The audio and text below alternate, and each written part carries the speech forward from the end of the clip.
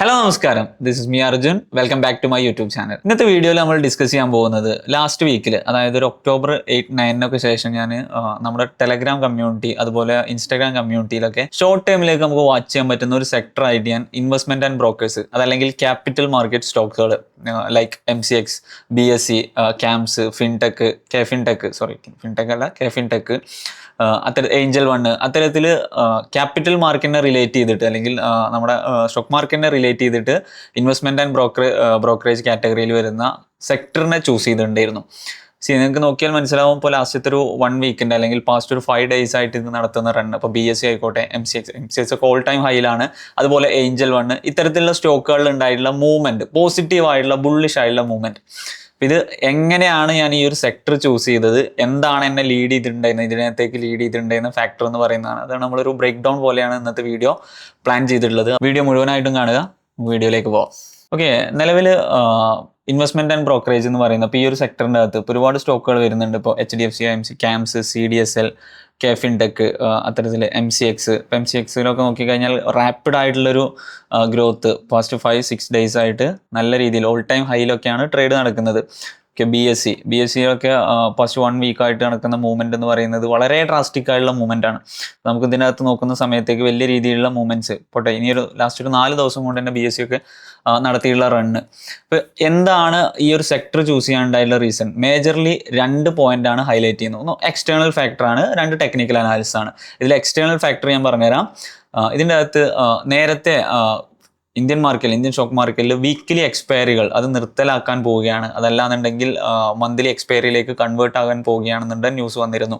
Okay, ലാസ്റ്റത്തെ ഒരു 1 week അല്ലെങ്കിൽ ഒരു 4-5 ദിവസം മുമ്പെയാണ് നമുക്ക് ഒഫീഷ്യൽ ഡാറ്റ അല്ലെങ്കിൽ പോലും അത് പറയുന്നത് വീക്കിലി എക്സ്പയറി അത്ര പെട്ടെന്നൊന്നും എടുത്തു കളയാൻ സാധ്യതയില്ല. ഇത് ക്യാപിറ്റൽ മാർക്കറ്റിൽ റിലേറ്റ് ചെയ്യുന്ന സ്റ്റോക്കുകൾക്ക് വരുമാനം, അവരുടെ മേജർ ആയിട്ടുള്ള ഒരു വരുമാനത്തിൻ്റെ ഒരു സോഴ്സ് എന്ന് പറയുന്നത് വീക്കിലി എക്സ്പയറിയുള്ള ട്രേഡിങ് തന്നെയാണ്. ഇപ്പോൾ BSEയെ സംബന്ധിച്ചായിക്കോട്ടെ, അതല്ലെങ്കിൽ MCXനെ സംബന്ധിച്ചായിക്കോട്ടെ, അത്തരത്തിൽ എക്സ്ചേഞ്ചുകൾ, അതേപോലെ തന്നെ ബ്രോക്കിംഗ് ഫേമുകൾ, ഇവർക്കൊക്കെ റവന്യൂ, ഒരു സൈഡിൽ റവന്യൂ നടക്കണമെന്നുണ്ടെങ്കിൽ, ഇപ്പോൾ ബ്രോക്കറേജ് ഫേമിൻ്റെ കാര്യത്തിലൊക്കെ ആണെന്നുണ്ടെങ്കിൽ പോലും ഒരു സൈഡിൽ റവന്യൂ വരണമെന്നുണ്ടെങ്കിൽ അവർക്ക് ട്രേഡിങ് നടക്കണം, റീറ്റെയിലേഴ്സിൻ്റെ പാർട്ടിസിപ്പേഷനും കൂടണം. ഓക്കെ, അപ്പോൾ അവരുടെ ഒരു റവന്യൂ സോഴ്സിൻ്റെ ഒരു പാർട്ടായിരുന്നു വീക്കിലി എക്സ്പയറി നിർത്തലാക്കുന്നത് കൂടി. എങ്ങനെ പോയി കഴിഞ്ഞാൽ, ഇപ്പോൾ BSEയെ സംബന്ധിച്ചൊക്കെ ആണെന്നുണ്ടെങ്കിൽ എങ്ങനെ പോയി കഴിഞ്ഞാൽ നല്ല രീതിയിലൊരു റവന്യൂ ഡിക്ലൈൻ അവിടെ വരാൻ സാധ്യതയുണ്ടായിരുന്നു. അത് നമുക്ക് BSEയിൽ വിസിബിൾ ആണ്. BSEയുടെ ലാസ്റ്റത്തെ ഒരു പാസ്റ്റ് 3 to 6 months ഡാറ്റ എടുത്ത് നോക്കുക, നിങ്ങൾ ചാർട്ടിലേക്ക് പോവുക. അപ്പോൾ BSE സംബന്ധിച്ചൊക്കെ ആണെന്നുണ്ടെങ്കിൽ ജൂൺ മുതലുള്ള ഏരിയയിൽ നോക്കിക്കഴിഞ്ഞാൽ നല്ല രീതിയിലൊരു പുൾ ബാക്ക്, ലോങ് റണ്ണിലേക്ക് നോക്കുമ്പോൾ ഹൈലി ബുള്ളിഷ് ആയിട്ട് പോകുന്ന ഒരു പുൾ ബാക്ക് തന്നെയാണ്. Pull back in the sense ഒരു 20-30% തരത്തിൽ താഴേക്ക് വന്നിട്ടുണ്ടായിരുന്നു. BSEയിലൊക്കെ നോക്കുന്ന സമയത്തേക്ക് ഓൾമോസ്റ്റ് 33% ആണ് ഓൾ ടൈം ഹൈയിൽ നിന്ന് ഡിക്ലൈൻ വന്നിട്ടുള്ളത്. അപ്പോൾ ഇത്തരത്തിലുള്ള ഒരു സാഹചര്യത്തിൽ നിന്നാണ് ഇത് ഇമ്മീഡിയറ്റ്ലി നിർത്തലാക്കാൻ സാധ്യതയില്ല. അപ്പോൾ വീക്കിലി എക്സ്പയറി കണ്ടിന്യൂ ചെയ്യാനുള്ള ചാൻസസ് ആണ് ഹൈ എന്ന് പറയുന്ന സമയത്തേക്കാണ് ഈ പോസിറ്റീവ് റൺ ഇവിടെ വരുന്നത്. ഓക്കെ, ഇതായിരുന്നു എക്സ്റ്റേണൽ ഫാക്ടർ എന്ന് പറയുന്നത്, അല്ലെങ്കിൽ എക്സ്റ്റേണൽ എനിക്ക് കിട്ടിയുള്ള ന്യൂസ് എന്ന് പറയുന്നത്. ആ ഒരു എക്സ്റ്റേണൽ ന്യൂസിന് ശേഷമാണ് BSEയിലുള്ള ഈ ഒരു റണ്ണ് നമ്മൾ ഈ കാണുന്ന ഈ ഒരു റണ്ണ് അവിടെ കാണിക്കുന്നത്. ഇപ്പോൾ സിംപ്ലി പറഞ്ഞു കഴിഞ്ഞാൽ നമുക്ക് നോക്കുന്ന സമയത്തേക്ക് വലിയ രീതിയിലുള്ള മൂവ്മെൻ്റ് അല്ല. നേരത്തെ 30% ഡിക്ലൈൻ വന്നതിന് ശേഷം തിരിച്ചു പോകുന്നത്. പക്ഷേ പാസ്റ്റ് 1 weekന് അല്ലെങ്കിൽ നിങ്ങൾ ലാസ്റ്റത്തെ ഒരു 10 ക്യാൻഡിൽസ് നോക്കുക, ലോ ടു ഹൈ മാർക്ക് ചെയ്ത് കഴിഞ്ഞാൽ 23% ആണ് മൂവ് ചെയ്തിട്ടുള്ളത്. 2000 നിന്നിരുന്ന BSE 2400, 2500 ടച്ച് ചെയ്തു. സിംപ്ലി 20% മൂവ്മെൻറ്റിൻ്റെ പുറത്താണ് നടത്തിയിട്ടുള്ളത് ലാസ്റ്റത്തെ ഒരു 2 week കൊണ്ട്. അപ്പോൾ നിങ്ങൾ നോക്കുന്ന സമയത്ത് അത് നിസ്സാരമെന്ന് പറയാൻ കഴിയില്ല. കാരണം അത് നടത്തിയിട്ടുള്ള ടൈം പീരിയഡ്, ഇതിൻ്റെ മാഗ്നിറ്റ്യൂഡ് എന്ന് പറയുന്നത് വളരെ കുറവാണ്. ഡ്യൂറേഷൻ ആൻഡ് മാഗ്നിറ്റ്യൂഡ് അല്ല, ഡ്യൂറേഷൻ കുറവാണ്, മാഗ്നിറ്റ്യൂഡ് കൂടുതലാണ്. പെർസെൻറ്റേജ് ഓഫ് മൂവ്മെൻറ്റ് കൂടുതലാണ്, ഡ്യൂറേഷൻ കുറവാണ്. അപ്പോൾ ഇത്തരത്തിൽ വരുന്ന സമയത്ത് എക്സ്റ്റേണലി എന്നെ ഫോഴ്സ് ചെയ്ത് ഈ സെക്ടറിലേക്ക് ഫോഴ്സ് ചെയ്തിട്ടുള്ള, അതുപോലെ തന്നെ MCXിൽ നടക്കുന്ന വോളിയം നിങ്ങൾക്ക് നോക്കാം, ഓൾ ടൈം ഹൈ ബീറ്റ് ചെയ്തു. ലാസ്റ്റത്തെ ഒരു 5 ക്യാൻഡിൽസ് കൊണ്ട് തന്നെ 16% മൂവ്മെന്റ്. അപ്പോൾ ഇത്തരത്തിലുള്ള റാപ്പിഡ് ആയിട്ടുള്ള മൂവ്, ബാക്കിയുള്ള സ്റ്റോക്കുകൾ ഇപ്പോൾ CDSLനെ സംബന്ധിച്ചാണെന്നുണ്ടെങ്കിലും ബുള്ളിഷ് ആയിട്ടുള്ള മൂവ്മെന്റ് തന്നെയാണ്. എല്ലാവരും ബുള്ളിഷ് ആയിട്ടുള്ള മൂവ്മെന്റ് തന്നെയാണ് കാണിച്ചുകൊണ്ടിരിക്കുന്നത്. ഇപ്പോൾ ജിയോഫിൻ ആയിക്കോട്ടെ, HDFC, IMC ആയിക്കോട്ടെ, KFinTechനെ സംബന്ധിച്ചും അത്യാവശ്യം മോശമല്ലാത്ത രീതിയിൽ ഇപ്പോൾ നമ്മൾ ഈ ഒരു സെക്ടർ ചൂസ് ചെയ്തതിന് ശേഷം ഇപ്പോൾ 5-6% മൂവ്മെൻറ്റ്, അതൊന്നും ചെറിയ നിസ്സാരമായിട്ട് നമുക്ക് കളയാൻ പറ്റില്ല. അത്തരത്തിൽ മൂവ്മെൻറ്റ് ഓക്കെ. ഏഞ്ചൽ വണ്ണിനെ സംബന്ധിച്ചാണെങ്കിൽ October 9 to till date almost 7% movement അതിൻ്റെ അകത്തേക്ക് പോകുന്നത്. അപ്പോൾ ഞാൻ ഈ ഒരു സെക്ടർ നമ്മളെ കമ്മ്യൂണിറ്റീസിൽ October 10 ഞാനിത് ഷെയർ ചെയ്യുന്നത്, watching investment and brokers for short term എന്ന് പറയുന്നത്. ഇപ്പോൾ ക്യാപിറ്റൽ മാർക്കറ്റ് സ്റ്റോക്കുകൾ ഒരു പോയിന്റ് എന്ന് പറയുന്നത് ഇവരുടെ റവന്യൂ സൈഡ് ഇൻക്രീസ് ആകും. അത് എപ്പോഴേക്ക് ഇപ്പോൾ അടുത്ത ക്വാർട്ടറുകളിലേക്കൊക്കെ വരുന്ന സമയത്തേക്ക് ഇത് നിർത്തലാക്കിയാൽ, അതായത് വീക്കിലി എക്സ്പയർ ഒക്കെ നിർത്തലാക്കി കഴിഞ്ഞാൽ നല്ലൊരു ഡിക്ലൈൻ വരേണ്ടടുത്ത് അത് വരുന്നില്ല.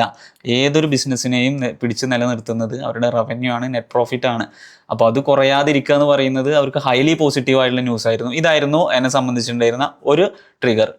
സെക്കൻഡ് മോസ്റ്റ് എന്ന് പറയുന്നത് ടെക്നിക്കൽ അനാലിസിസ് ആണ്. ഇപ്പോൾ നമ്മൾ റീറ്റെയിൽ ട്രേഡറെ സംബന്ധിച്ച് ഏറ്റവും കൂടുതൽ നമുക്ക് വിസിബിൾ ആയിട്ടുള്ള സോഴ്സ് എന്ന് പറയുന്നത്, അല്ലെങ്കിൽ നമ്മൾ ഡെയിലി ട്രാക്ക് ചെയ്യുന്നത് ടെക്നിക്കലി ക്യാൻഡിൽസ് അല്ലെങ്കിൽ ചാർട്ട് എന്ന് പറയും, ടെക്നിക്കൽ അനാലിസിസ് ആണ്.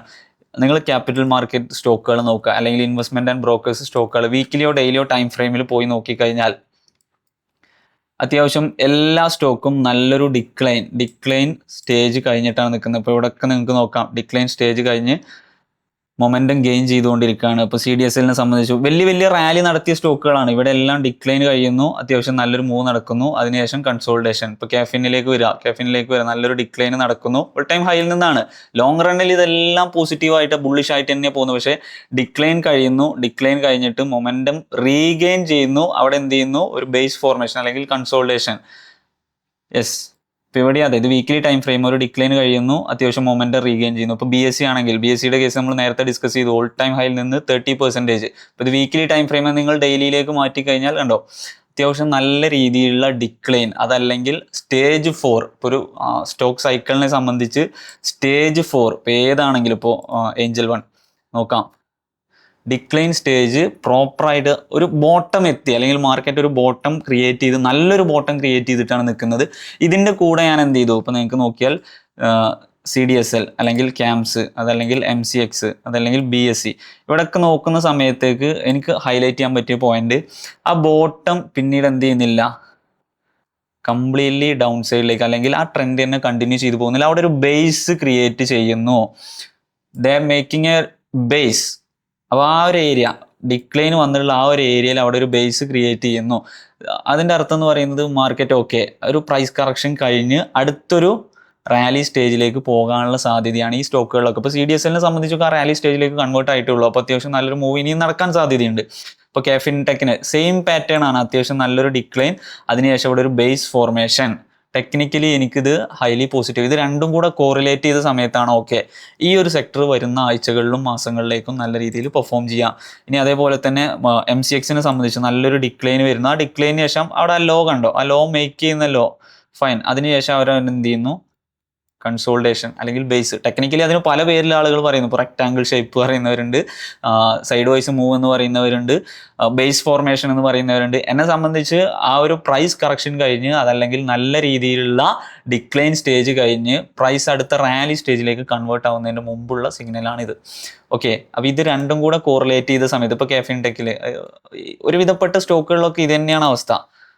അത്യാവശ്യം നല്ല രീതിയിൽ ഇതിൽ HDFC AMC മാത്രമാണ് പിന്നെ ആ റണ്ണിൽ എന്ത് ചെയ്യുന്നില്ല, താഴേക്ക് ഡിക്ലൈൻ വരാതെ മുകളിൽ അവിടെ എന്ത് ചെയ്യുന്നു? ബേസ് ക്രിയേറ്റ് ചെയ്യുന്നു. അപ്പോൾ ഇത്തരത്തിലുള്ള സ്റ്റോക്കുകളെ സംബന്ധിച്ച് നോക്കുന്ന സമയത്തേക്ക് ഹൈലൈറ്റ് ആയിട്ടുണ്ടായിരുന്നത് ടെക്നിക്കൽ അനാലിസിൽ ഡിക്ലൈൻ സ്റ്റേജ് കഴിഞ്ഞു, അതേപോലെ തന്നെ നല്ല രീതിയിൽ ബേസ് ഫോർമേഷൻ കഴിഞ്ഞു. ഇനി കൺവേർട്ട് ആയി കഴിഞ്ഞാൽ ഈസി മൂവ്. ഞാൻ നേരത്തെ പറഞ്ഞ പോലെ വളരെ ചെറിയ ഡ്യൂറേഷനിൽ വലിയ മാഗ്നിറ്റ്യൂഡ്. ഇപ്പോൾ 2 പോയിന്റ് ആയിരുന്നു എന്നെ ഈ സെക്ടറിലേക്ക് ലീഡ് ചെയ്തിട്ടുണ്ടായിരുന്നത്. ഒരെണ്ണം എക്സ്റ്റേണൽ ഡാറ്റ ആയിരുന്നു. ആ ഡാറ്റ എന്ന് പറയുന്നത് ഒരു ന്യൂസാണ്.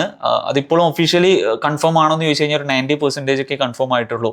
അപ്പോൾ വീക്കിലി എക്സ്പയറി തുടരും, അല്ലെങ്കിൽ പെട്ടെന്നൊന്നും വീക്കിലി എക്സ്പയറി നിർത്തലാക്കില്ല എന്നുള്ളൊരു ന്യൂസ്. അത് ഹൈലി പോസിറ്റീവ് ആയിരുന്നു, റവന്യൂ സൈഡിലേക്ക് കോൺട്രിബ്യൂട്ട് ചെയ്യും. എക്സ്റ്റേണൽ ഡാറ്റയാണ്, ദാറ്റ് ഈസ് ഫണ്ടമെന്റൽ.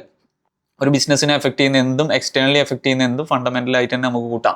ആ ഒരു ഡാറ്റ ആയിരുന്നു. രണ്ടാമത്തെ കേസ് എന്ന് പറയുന്നത് ടെക്നിക്കലി നല്ലൊരു ബോട്ടം അവർ മേക്ക് ചെയ്തു. ആ ബോട്ടം മേക്ക് ചെയ്ത് ഇനി അവിടെ പ്രൈസ് ബിൽഡപ്പ് നടത്തിയിട്ട് മുകളിലേക്ക് റാലി സ്റ്റേജിലേക്ക് കൺവേർട്ട് ആവാം. ഈ രണ്ടും കൂടെ കോറിലേറ്റ് ചെയ്ത സമയത്ത് അത് പിൻ പോയിന്റ് നമുക്ക് കിട്ടുന്ന സ്ഥലം എന്ന് പറയുന്നത് അത്രയും അക്യുറേറ്റ് ആയിട്ടുള്ള ഒരു ലെവലായിരുന്നു. ആ ലെവലിൽ നിന്നാണ് ഈ മൂവ്മെന്റ് നടക്കുന്നത്. ഇപ്പോൾ കഴിഞ്ഞ 1 മാസം, 1.5 മാസം, 2 മാസമായിട്ട് സൈഡ് വൈസിൽ നിന്ന് സ്റ്റോക്കുകളൊക്കെ പെട്ടെന്ന് ഒരാഴ്ച കൊണ്ടോ 2 ആഴ്ച കൊണ്ടോ 5%, 10% ഒക്കെ മൂവ് ചെയ്യാം എന്ന് പറയുന്നത് അവിടെ നടക്കുന്ന പ്രൈസ് ആക്ഷൻ മൂവ്മെന്റ്, ആ കൺവേർഷൻ ആണ് ഇത്. അവിടെ ബേസ് ഫോർമേഷൻ അതല്ലെങ്കിൽ അക്യുമുലേഷൻ സ്റ്റേജിൽ നിന്ന് റാലിയിലേക്കുള്ള കൺവേർഷൻ ആണ് നടന്നുകൊണ്ടിരിക്കുന്നത്. അപ്പോൾ ഇത് കണ്ടിന്യൂ ചെയ്യോ കൺഫർമേഷൻ ആണോ എന്ന് ചോദിച്ചു കഴിഞ്ഞാൽ ഫസ്റ്റത്തെ കട്ട് മാത്രമേ ആയിട്ടുള്ളൂ. മേ ബി 1-2 കട്ട് കൂടി വരാം, 1-2 ദിവസങ്ങൾ അല്ലെങ്കിൽ 1-2 ആഴ്ച കൂടി ചിലപ്പോൾ കൺസോൾഡേറ്റ് ചെയ്യാം. Okay fine. എന്നിരുന്നാൽ പോലും എന്തുകൊണ്ട് നമ്മൾ ഈ ഒരു സെക്ടർ ചൂസ് ചെയ്തു? ഇപ്പോൾ ഇതിൻ്റെ അകത്തൊക്കെ ഞാൻ പറഞ്ഞല്ലോ, നമ്മളെ കമ്മ്യൂണിറ്റീസിൽ, ഇത് ടെലഗ്രാമിലും ഇൻസ്റ്റാഗ്രാമിലും ഒക്കെ നമ്മളെ കമ്മ്യൂണിറ്റീസിൽ ഞാൻ ഈ സെക്ടറാണ് വാച്ച് ചെയ്യുന്നത് അടുത്ത ആഴ്ചകളിൽ അല്ലെങ്കിൽ വരുന്ന ദിവസങ്ങളിൽ എന്ന് പറയാൻ എന്നെ ലീഡ് ചെയ്ത ഫാക്ടർ എന്ന് പറയുന്നത് ഇത് രണ്ടുമായിരുന്നു. ഓക്കെ, നമ്മൾ ഈ ഒരു ബ്രേക്ക് ഡൗൺ വീഡിയോ ആണ് നമ്മൾ ഇന്ന് പ്ലാൻ ചെയ്തിട്ടുണ്ടായിരുന്നത്. കംപ്ലീറ്റ്ലി ആ സെക്ടർ അനാലിസിസ് എങ്ങനെയാണ് ആ സെക്ടറിലേക്ക് എത്തിയത്, ആ ലീഡ് ചെയ്ത ഫാക്ടർ ഫസ്റ്റത്തെ പോയിന്റ് ആയിരുന്നു. സെക്കൻഡ് നമ്മൾ എൻട്രി അല്ലെങ്കിൽ വൈ എങ്ങനെ ആ കൺഫർമേഷൻ എടുത്തു, അത് ടെക്നിക്കലി ആണ്. അപ്പോൾ പല രീതിയിലാണ് ഞാനും മാർക്കറ്റിനെ അപ്രോച്ച് ചെയ്യുന്നത്. ഇപ്പോൾ എല്ലാവരും പറയും ഒരൊറ്റ സ്ട്രാറ്റജി മതി അല്ലെങ്കിൽ ഒരൊറ്റ പിൻ പോയിന്റ് ഡിസിഷൻ മതി നമുക്ക് മുന്നോട്ട് പോകാം. ഓക്കെ, അത് അക്യുറസി എത്രത്തോളം ഉണ്ടെന്നുള്ളത് അളക്കാൻ മാത്രമേ പറ്റുള്ളൂ. മാർക്കറ്റ് ഫ്ലക്ച്വേഷനനുസരിച്ച് മൊമെന്റത്തിനനുസരിച്ച് മാർക്കറ്റിനെ അപ്രോച്ച് ചെയ്യാൻ പഠിക്കുക. അപ്പോൾ ആ ഒരു ഐഡിയ ആണ് ഞാനിവിടെ അപ്ലൈ ചെയ്തിട്ടുള്ളത്. വൈ, എന്തുകൊണ്ടൊരു സെക്ടർ, എന്തുകൊണ്ട് ആ സെക്ടറിൽ നമുക്ക് റൈറ്റ് ടൈം കിട്ടുന്നു, ആ റൈറ്റ് ടൈമിൽ നമ്മളിത് അപ്ലൈ ചെയ്യുന്നു. ഏകദേശം നിങ്ങൾക്കൊരു ധാരണ കിട്ടി. ഈ വീഡിയോയിലൂടെ നമുക്ക് എങ്ങനെ ഒരു സെക്ടറിനെ അപ്രോച്ച് ചെയ്യാം, അതല്ലെങ്കിൽ എന്തൊക്കെ മാർഗത്തിലൂടെ അപ്രോച്ച് ചെയ്യാം എന്നുള്ളതിൻ്റെ 2 കേസേ ഉള്ളൂ. ഒന്ന് എക്സ്റ്റേണൽ ഡാറ്റ, 2 ടെക്നിക്കൽ അനാലിസിസ്. ഞാൻ കൂടുതലും ടെക്നിക്കൽ അനാലിസിസ് ഓറിയൻറ്റഡ് ആയിട്ടാണ് മാർക്കറ്റിനെ അപ്രോച്ച് ചെയ്യാറ്. ചില സമയങ്ങളിൽ മൈക്രോ മാക്രോ ഡാറ്റയും യൂസ് ചെയ്യും, ട്രേഡിങ്ങിനും അതുപോലെ തന്നെ ഇൻവെസ്റ്റ്മെൻറ്റിനും. പക്ഷെ അത് short term to mid term വരെയൊക്കെയാണ് അത് നീളുക. ഡേ ട്രേഡിങ്ങിനൊന്നും അത് പോസിബിൾ അല്ല, ഞാൻ യൂസ് ചെയ്തിട്ടുമില്ല. പക്ഷേ മിഡ് ടൈമിലേക്കും അതേപോലെ തന്നെ ഷോർട്ട് ടൈമിലേക്കും അല്ലെങ്കിൽ 1 ഇയറിൻ്റെ ടൈം ഫ്രെയിമിലേക്കൊക്കെ ഈ മൈക്രോ മാക്രോ ഡാറ്റകളും അതുപോലെ തന്നെ ടെക്നിക്കൽ അനാലിസിസും കമ്പൈൻ ചെയ്തിട്ട് നമുക്ക് മാർക്കറ്റിനെ അപ്രോച്ച് ചെയ്യാൻ പറ്റും. ഈസി ആണോ എന്ന് ചോദിച്ചു കഴിഞ്ഞാൽ കുറച്ച് സ്റ്റഡീസും കുറച്ച് എഫേർട്ടും ടൈമും നിങ്ങൾക്ക് കൊടുത്തു കഴിഞ്ഞാൽ ചെയ്യാൻ പറ്റും. മാർക്കറ്റിനെ അപ്രോച്ച് ചെയ്യുക, ഒരു സെക്ടർ ചൂസ് ചെയ്യാൻ പറ്റുന്നത്, അതല്ലെങ്കിൽ അതിലേക്ക് നമുക്ക് ഒരു റൈറ്റ് ടൈം പ്ലേസ് ചെയ്യാൻ പറ്റുന്നത്, കോറിലേറ്റ് ചെയ്ത് കഴിഞ്ഞാൽ ഈസിലി നമുക്ക് അപ്രോച്ച് ചെയ്യാൻ പറ്റും. പക്ഷെ സമയമെടുക്കും. ഞാൻ സ്റ്റോക്ക് മാർക്കറ്റിനെ കുറിച്ച് സംസാരിക്കുന്ന സമയത്ത് ഇത് ഇത്ര ഈസി ആണോ എന്ന് നിങ്ങൾക്ക് തോന്നാം. പക്ഷേ ഈ ഒരു രീതിയിലേക്കൊക്കെ നിങ്ങൾ മാർക്കറ്റിനെ അപ്രോച്ച് ചെയ്യാൻ എത്തുമ്പോഴേക്കും ചിലപ്പോൾ ബിഗിനേഴ്സ് ആണെന്നുണ്ടെങ്കിൽ അത്യാവശ്യം നല്ല സമയം എടുക്കും. ഇനി അതല്ല, മാർക്കറ്റിൽ 1-2 വർഷം നിങ്ങൾ മാർക്കറ്റിനെ അപ്രോച്ച് ചെയ്ത ആളുകളാണെന്നുണ്ടെങ്കിൽ കണക്ട് ചെയ്യാൻ കുറച്ചും കൂടി എളുപ്പമായിരിക്കും. പക്ഷെ നാളെ തൊട്ട് നിങ്ങൾക്ക് ഇത് ഈസി ആയിട്ട് ചെയ്യാൻ പറ്റും എന്നല്ല പറഞ്ഞു വരുന്നത്. കുറച്ച് സമയം എടുക്കും, അതേപോലെ തന്നെ ടൈമും എടുക്കും. എനിവേ, ഈ വീഡിയോ നിങ്ങൾക്ക് ഉപകാരപ്പെട്ടു എന്ന് വിശ്വസിക്കുന്നു. Signing off, Arjun.